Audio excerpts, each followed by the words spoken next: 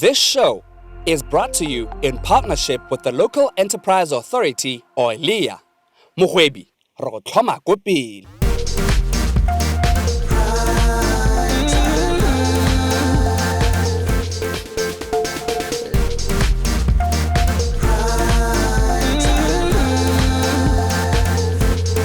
Primetime Life.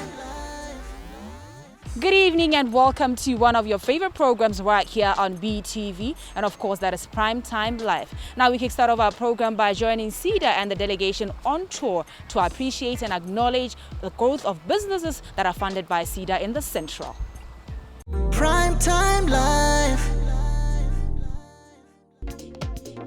As an initiative rolled out to help raise awareness about some of the services that CEDA provides and some of the companies they've assisted, the Ke Mogaka ka CEDA tour continued to shape perceptions on issues of funding, emerging businesses, and business management. Recently, Primetime took a tour together with the CEDA delegation to appreciate the existence and growth of some of these CEDA-funded businesses. The motivation behind the Ke Mogaka ka CEDA tour is to see many understanding the services that CEDA provides and how these services can be accessed. Some of the businesses that the CEDA team as well as the CEDA ambassador visited around the Central District included Divine Vision Optometrists, an eye clinic that is located at River Mall in Palape. Divine Vision Optometrists, owned by Veronica Sebudi, was funded by CEDA. Through the financial assistance from CEDA, Divine Vision Optometrists managed to procure a state-of-the-art machine that is used to inspect anomalies associated to diseases that affect the eye and monitor their progression. Divine Vision Optometrist is an eye clinic based in Mopalape, Molongwa Riverview Mall. What we do, we examine your eyes. After examining, we diagnose whatever eye disease you have. If it needs medication, we prescribe medication. If it needs glasses, we prescribe glasses. We also dispense spectacles and also the sunglasses. CEDA ke simolotse go communicate le bone ka 2018 while I was still preparing gona go submit dilo tsa me gore ba nthuse. They approved my loan ka 2020 was it July? Yes, July. So from that, I bought everything here. The equipment was bought using the CEDA, the money from CEDA. Go everything, the frame, equipment they dirisang nako ke dirisa madi ona CEDA. They helped in every way, like ne bang guide throughout the process of equipment. Even sometimes how do one help it's difficult sometimes, so they chipped in. Divine Vision Optometrists provides services such as eye examination, retinal photography, dispensing of frames, and many more. Primetime Life.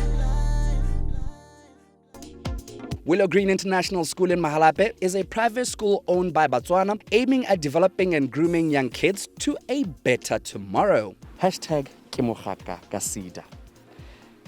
And ke bua ka bone bagaka ba ileng gore bana ba ko CEDA ba go kopa madi go simolola sekolo sena sa Willow Green Academy gone mo Mahalape. Hamaragaka is the establishment se ileng gore ba se diretse bana ba ba simolola, I think it's standard 1 to standard 7 melegale tla ke go botsa bone ba ileng gore ba tlhamile sekolo se ba re bolela a bit more. Willow Green started operating in 2017 after being funded by CEDA. Willow Green International School enrolls students from pre to primary level. The first batch of students of Willow Green set for their primary school leaving examination of the PSLE in 2019 and obtained a 100% mark of A, B, and C. Mama Sekwa, Willow Green Academy, very, very beautiful school. Take us from the beginning, from inception. Where did this all start? Willow Green started 2017 been financed by CEDA. We are financed by 2.6 million to start this school. It's a pre and a primary. So the construction started on 2017, finished 2018 towards the end of the year. And then we opened the school with a preschool 2018 August with a small number of primary because the classrooms for primary were not yet finished. So that's when we started 2018. From there, we never looked back. That was the starting point of it all. 2019, we had a full flag of both the pre and the primary with a number of 110 in the preschool and 130 in the primary, which we had our first PSLE in 2019, whereby we got 100% pass mark of ABC. We were congratulated by the Minister of Education himself. I'll congratulate you. Congratulations. Thank you very much. 2020, it was a good year in the start, but a hit in between because of the COVID. So we had a drop of numbers in the preschool. From the 110 that we had, we ended up having 40. Like now, we only have 40 kids in the preschool because parents are so reluctant of bringing their kids because of the COVID. We do understand that. And then in the primary, we have 120, which we had also our PSLE last year, 2020. We did our PSLE, 100% AB this time, not ABC. This time it was AB, 100%. And we got position 3 in the whole of Central, which was a real big breakthrough for us. So this is where we are this is 2021. Our classrooms, preschool, we have 40 numbers in the preschool because we are still in the middle of the COVID. Primary, we've got 120. So that is where we are now. Ke batla go bring the gentleman in. Ke batla tumela gore ke ena mogokgo. Ya nna ke batla re bua ka the operation of the school and tell us the staff complement, the different subjects they gore dia offerwa kwano, and anything else interesting saying gore sets Willow Green above the rest. Yes, Willow Green, as the name says, we are green. We offer extraordinary subjects.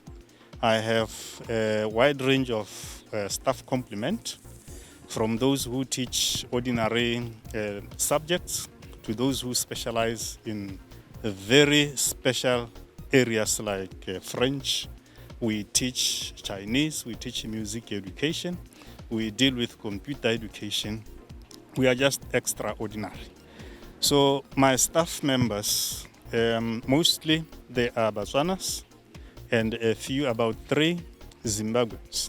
And all of them, they are fully qualified. And we are English medium, as the name says. So we present actually an extraordinary style of curriculum. Primetime Life. Lea e thusa dikgwebo tse di potlana ka 1000 pula go dinamola mo manokonokong a COVID-19. Fa o amogetse SMS go tswa kwa Lea, e kopanye le ofisi ya Lea kgotsa motlobo wa dibuka o gaufi go tsenya kopo ke gore application. Go tlhokega moriti wa umang o netefaditsweng le hawker's license kgotsa mokwalo wa maikano o rurifaditsweng ke kgosi kana ba sepodisi. Moikopedi gape o ka tlatsa dipampiri tsa ikopelo mo maranyaneng a www.lea.co.bw/publications a bo a di romela kwa isf2020@lea.co.bw. Bagwebi ba ba iseng ba ikwadisi ba ka dira jalo kwa tsebeng ya SMEregistration.lea.co.bw. Mogwebi re go tlhoma kwa pele. Primetime Life. The last stop was the Mogo Rekadira multi-cooperative. The Kemahaka CEDA campaign is still on. Remember mo otse mo centrally. Go to a cooperative e leng gore na fandiwa jalo ke CEDA e bidiwa go te Mogo Rekadira. Re heletsa le tola rena go nefa for now. Re tla kopa le ba CEDA. Mme ke le gakoleng sena. CEDA ke wane, CEDA kwa gago, CEDA kwa rona. A re teleng CEDA. A re thuseng for Botswana ba Botswana. The cooperative has grown to become a trusted go-to shopping destination where one can find almost every product that is sold in some of the country's biggest retail outlets. Koporasa mo gore ka dira re simolotse re ikopanya ke 2014 re be re na le thoko la madi ano re se tsere ka bona ka madi e be re hela re tswa ka ditshwetso tsa gore go rena re ra kopana le makgale nela ke na ba aya ko officing kwa re kopela kwa re be re hela re di register ya nna koporasa ne re kopantse re sena stanka re be re ya training go sebele ka 2016 era training ya ntha ra ruta koporasi ke eng e bereka jang ha le kopanye go nna jang re be re boa ha re boa re molala kana nne a rena start gore re ka simolla business mme ne re eleditse gore ka ira general dealer gora ba kopana le bala ba bua le bone go e be re hella re ya go CEDA re be re fundiwa ka 2017 ka December be re tla re fila form ya contract form rona be ka gore ne re dire ke ne monga building e ka ne re renta a sentse le na maintain halo re heletse re bula ka 2018 ka March tota mongwa ge ntse ditantse 5 ne re batla bona re go dise shop wa rona le kakwa tota maikelo re batla bona o ka re e ta mo semong sa chopisi gore re kgone go thabolla motse le banana re hire ka bontsi ba banana ba mono ga ba bereke ba swa le rona re ikopantse re sa bereke sena mmereko e be re bona botoka gore go na le gore re nne hela mo malope re sa ire sepe re sa he bana sepe ke re ikopanye re ire sengwe se se ka re tswela moso. Primetime Life. We continue with the program and join Inspired Horizon Association as they proudly launch a Young Mother Support Network Dialogues. Primetime Life. Recently, the Inspired Horizons Association BW hosted a workshop under the hashtag Rona re tsena fa kae. The workshop, which opened a discourse that was aimed at answering the main question of where do young mothers matter on national policies of gender-based violence, was attended by adolescent girls, young women, and women in general. Today we get to join Inspired Horizons as they proudly launch Young Mothers Support Network series of dialogues, kickstarting it with gender-based violence. The objectives of the workshop were to, among others, introduce the Young Mothers Support Network to core beneficiaries, the adolescent girls, and to young women. Other objectives were to co-create a safe platform for young mothers and pregnant adolescents to share experience among peers and engage with national leaders.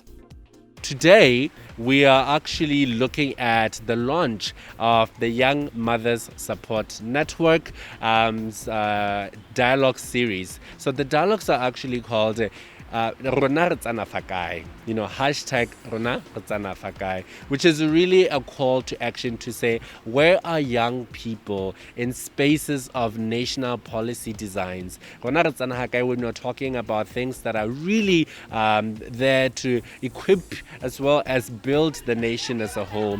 So I wanted to look at specifically today issues of gender-based violence and position young mothers, adolescent girls and young women who are either teenage pregnant, who are either pregnant or who are other mothers on their own rights, and really explore those challenges, explore the experiences that they're having, and then see where they fit in the discussion of national gender-based violence. Today we're exploring issues of the National Gender-Based Violence Interministerial Committee. We're also exploring the Sexual Offenders Registry Bill. I'm happy to say that we were joined by really the person who brought the emotion to Parliament and called it, an urgent matter, Mayor Bogoloke Nowendo, and she was sharing her insights on how we got to the Sexual Offenders Registry Bill. As a victim of sexual assault, Ms. Ntsimako shared on the issues of gender-based violence in Botswana. She also touched on issues of health, consent and accountability, and just how such workshops can help young mothers to deal with issues similar to her ordeal. Since gona le mekgatlo e ntsenyana as for now, e tla thusa gone gore those people ba leng gore they went through the same situation that I went through, ba tla nna le ko e leng gore they will have a relief. So today we're here to talk about the importance of this young mothers support network. I think one of the very, very important thing about this initiative is because there is nothing healing like mental counseling. Let me say like counseling. Counseling is the best thing before anything. You can't do anything. You can't. So these are some of the issues that we are going to tackle here. And also, this initiative is going to prepare young mothers for the society.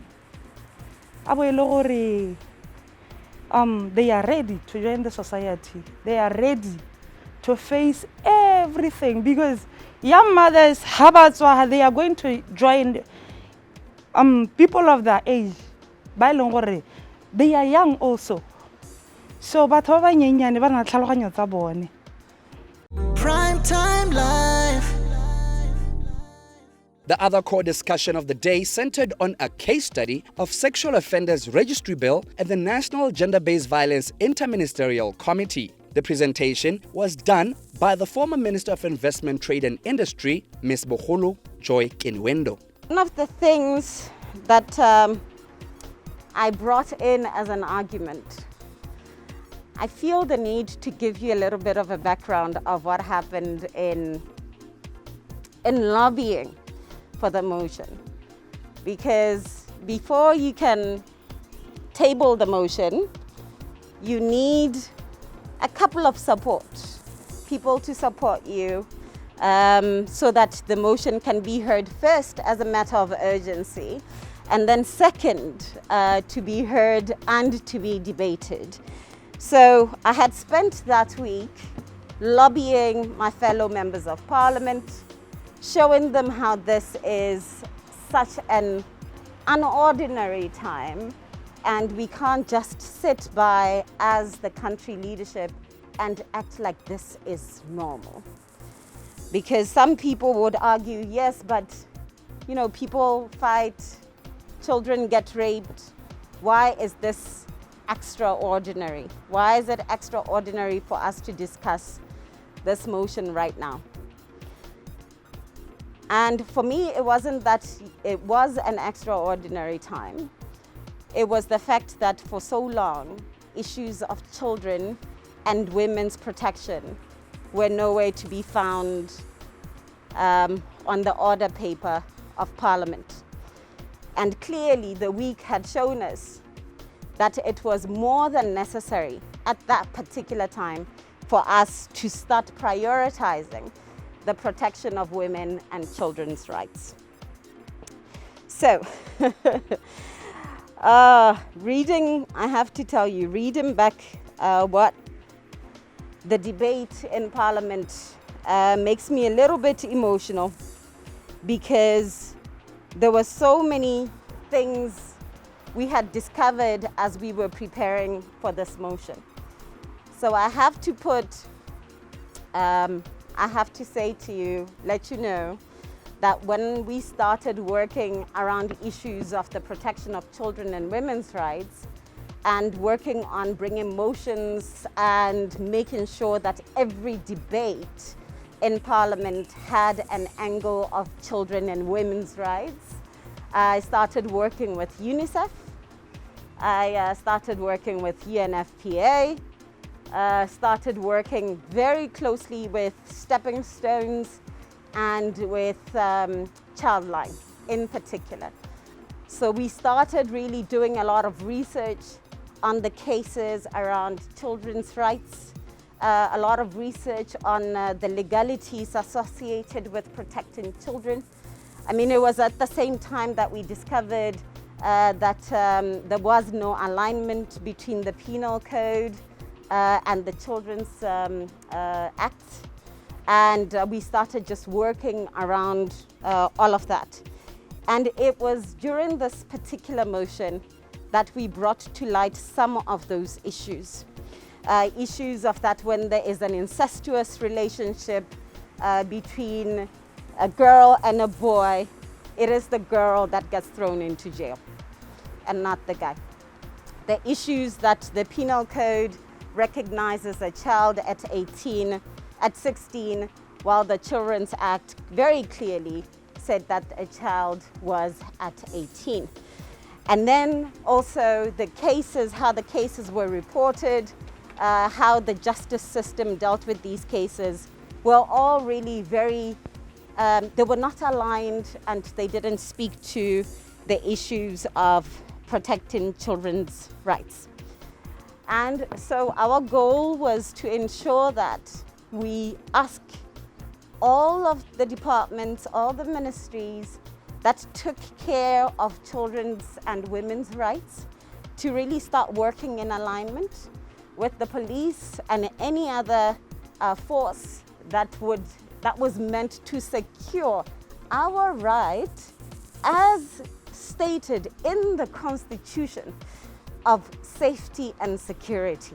The Director of Gender Affairs, Ministry of Nationality and Immigration and Gender Affairs, was also part of this influential workshop.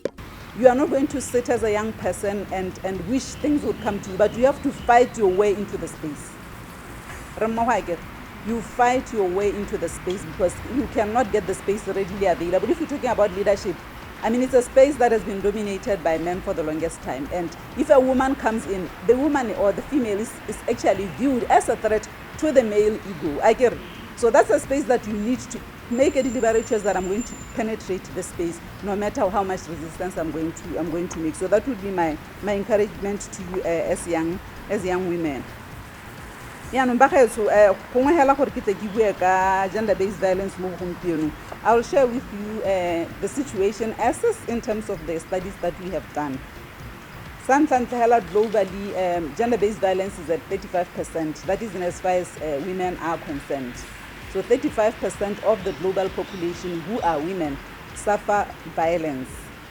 And then if you look at Botswana's situation, currently we did a study in 2018 which revealed that 37% of women and 21% of men suffer violence. So this time around when we did the study we had to include men.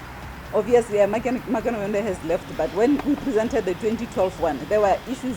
Men also suffer violence. We are now deviating from addressing the issue.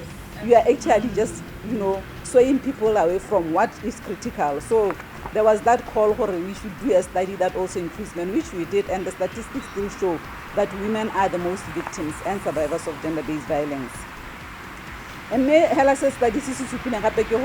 what prevails in both male and female is what we term intimate partner violence.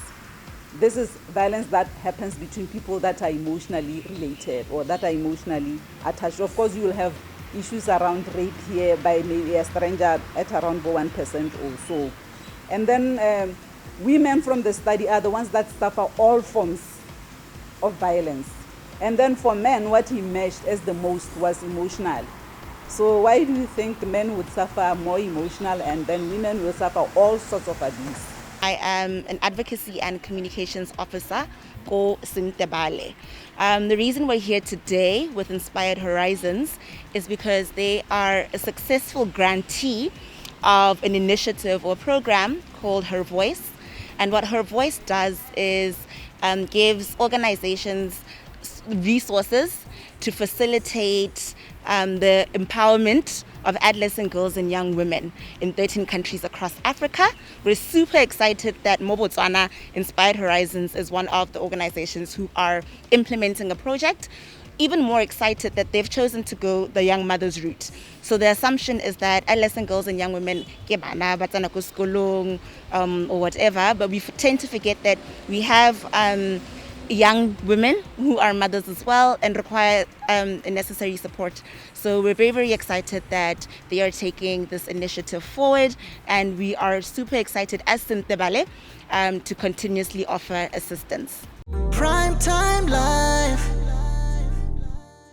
Unfortunately, we have come to the end of tonight's program, but be sure to join us again next time, same time, same place. Until then, it's a good night and God bless. This show was brought to you by the Local Enterprise Authority, or LEA. Mohwebi, ro go tlhoma ko pele.